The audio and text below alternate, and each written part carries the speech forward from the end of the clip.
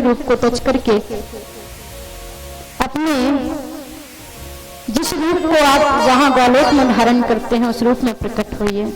तब भगवान 16 वर्ष की अवस्था वाले, मोर मुकुट धारण करने वाले, हाथ में वंशी, गोप वेश धारण करने वाले, क्योंकि गोलोक में भगवान किसी विशेष व्यक्ति के रूप में नहीं विराजते हैं।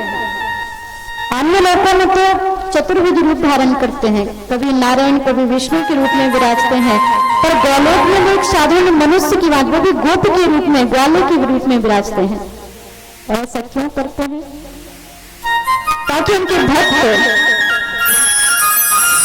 उनसे जब प्रेम करें, उनकी भक्ति करें, तो उन तक पहुंचने में किसी को हिचकिचाहट ना हो, संकोच ना हो। क्योंकि जहां हम अधिक ताम झाम देखते हैं, बड़ा वैभव देखते हैं, बड़ी मूर्तियां देखते हैं, तो वहां जाने में संकोच लगता है।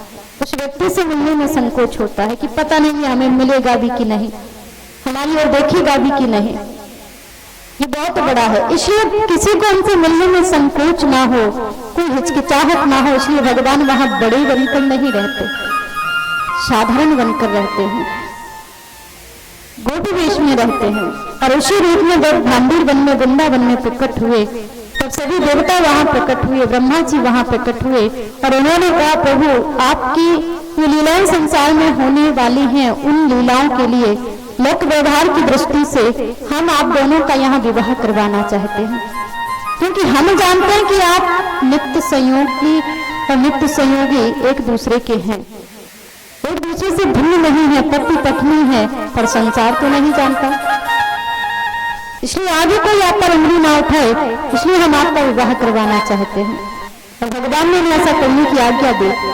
और वहीं इसी धरती पर वृंदावन में जो भांडीर वन है, ब्रह्मा जी ने विवाह की वेदी बनवाई, विवाह की सभी सामग्रियां एकत्रित की और भगवान श्री राधा कृष्ण का विवाह करवाया। और इसके बाद देवताओं ने उनके चरणों में बेटी समर्पित की। और जब देवता वहां से प्रस्थान करते हैं तो भगवान ने श्री राधा के साथ फिर उस वन में विहार किया, अपनी लीला की। और जब भगवान ने श्री राधा का श्रृंगार किया और जब राधा जी ने भगवान का श्रृंगार करना चाहा तो भगवान अंतर ध्यान हो गए, राधा जी रोने लगी। आसान नहीं है, हर किसी को यह सौभाग्य प्राप्त नहीं होता जो भगवान को सजाए, जिसने पूरी दुनिया को सजाया, जिन्होंने पूरी प्रकृति को सजाया, पूरे ब्रह्मांड को सजाया है, उन्हें सजाना हर किसी के बस की बात नहीं। राधा जी ने श्रृंगार करना चाहा, परंतु भगवान अंतर ध्यान हो गए। राधा जी रोने लगी, हे प्रभु मुझसे ऐसा कौन सा अपराध बन गया कि आपने मुझे अपनी सेवा से वंचित कर दिया। आकाशवाणी हुई, देवी आप चिंता न करें, आपको ये सेवा अवश्य प्राप्त होगी। आगे चलकर जब गोपियों के साथ उस वृंदावन में महारास होगा, तब श्री कृष्ण आपको ये सेवा देंगे, तब आपको उनके श्रृंगार की सेवा प्राप्त होगी। राधा जी निश्चिंत हो जाते हैं और फिर भगवान छोटे से बालक के रूप में प्रकट हो जाते हैं।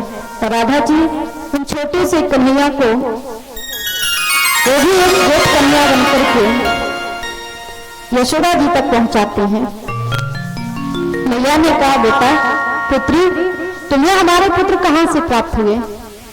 राधा जी ने कहा, मैया बाबा ने कुछ देर के लिए आपके पुत्र को हमें सौंप दिया था, लेकिन हमें लगता है बाबा अपने पुत्र को हमसे वापस मांगना भूल गए, इसलिए हमने सोचा कि हम स्वयं ही आपके पुत्र को आप तक पहुंचा दें, कहीं आप परेशान ना हो रहे हैं। यशोदा मैया ने कहा, पुत्री तूने बहुत अच्छा किया, लगता है वृद्ध अवस्था के कारण उनके बाबा की स्मरण शक्ति कम हो रही है। वो तो अच्छा हुआ कि तुमने हमारे पुत्र को हम तक पहुंचा दिया, कल क्या पता, आज तो तुम्हें देखकर छोड़कर आ गए, कल क्या पता कहीं भी छोड़कर आ जाएंगे, फिर हमारा क्या होगा, हम तो जीते जी मर ही जाएंगे। इसलिए आज की रात हम अपने पुत्र को अपनी आंखों से ओझल नहीं करेंगे। राधा जी वहां से चली जाती हैं और माता यशोदा अपने पुत्र को अपने हृदय से लगा लेते हैं और इस प्रकार लीलाधर अपनी लीला से उन्हें आनंदित करते हैं। और गौरी संहिता में भगवान श्री राधा कृष्ण के विवाह का विस्तार से वर्णन आता है कि भगवान ने कैसे उनके साथ विवाह किया।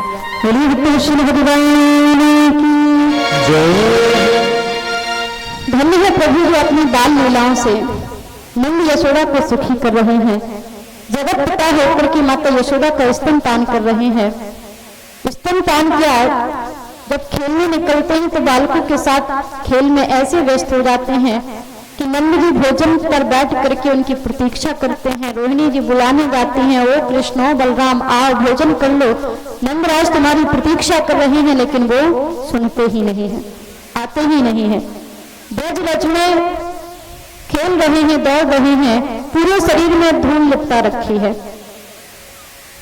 बार बार बुलाया जाता नहीं आते। तब माता यशोदा जाती, जबरदस्ती दोनों को पकड़ कर लाती और मना कर खिलाती, बेटा चाहे एक और एक निवाला ही खा लो, तुम्हारे बिना हम सबके भी पेट में मुख में भोजन नहीं जाता, तुम्हारे बिना हमें भोजन करना अच्छा नहीं लगता।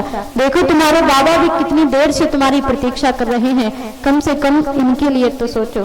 तुम्हें खेलना है तो खेलने के लिए कौन मना करता है, पर कम से कम समय से भोजन तो कर लिया करो। पर खेल में प्रभु ऐसे व्यस्त हो जाते हैं कि खाने पीने के भी शुद्ध नहीं रहते हैं। तो माता जबरदस्ती मना कर उन्हें भोजन करवाते हैं। धन्य है प्रभु। परीक्षित ने जब ये प्रसंग सुना तो राजा परीक्षित कहने लगते हैं,